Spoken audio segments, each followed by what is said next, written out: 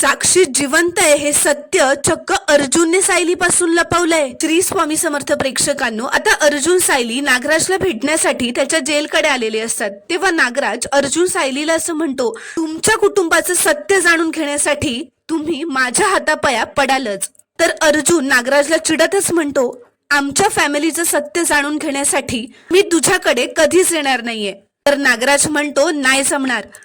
त्या कोड्याचं उत्तर तुम्हाला फक्त या जगात एकच व्यक्ती देऊ शकतो, तो म्हणजे नागराज किल्लेदार।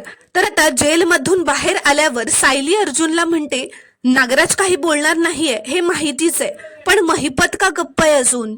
की महिपतला कसली भीती वाटली असेल जे त्याने साक्ष दिली कोर्टात?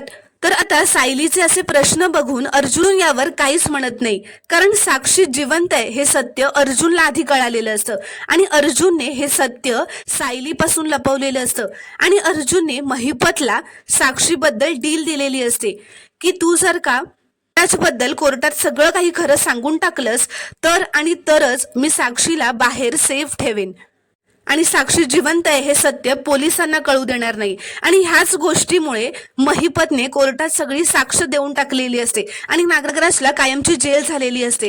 हे सत्य अर्जुनने अजूनही सायलीपासून लपवलेलं असतं, सायलीला यातलं काहीच सांगितलेलं नसतं, कारण अर्जुन घाबरत असतो की त्याने जर का आता सायलीला हे सगळं सांगितलं तर सायली त्याच्यावर खूपच चिडेल।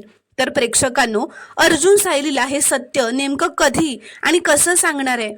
अर्जुन सायलीशी खोटं बोलतोय हे सत्य सायलीला कळल्यावर ती नेमकं काय करणार हे पाहणं खूपच रोमांचक ठरणार आहे, जे आपल्याला पुढील भागांमध्ये पाहायला मिळेल। त्यामुळे चॅनलला अजूनही सबस्क्राईब केलं नसेल तर प्लीज सबस्क्राईब करा आणि व्हिडिओला एक लाईक नक्की करा।